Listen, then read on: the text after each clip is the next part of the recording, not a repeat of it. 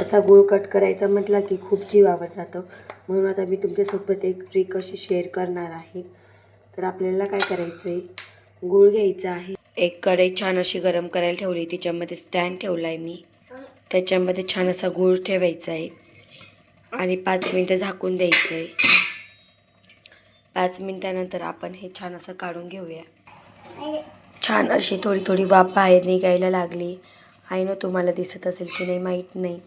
मी आता हे वरचं भांडं काढून घेते. गूळ आपला छान असा गरम झाला आहे. आता आपण याला कट करून घेऊया. आता आपण पटापट असं गुळाला कट करून घेऊया. हे बघा किती पटकन आणि इझी असा गूळ कट होतो आहे. तर तुम्हाला ही ट्रिक कशी वाटली मला कमेंटमध्ये नक्की सांगा.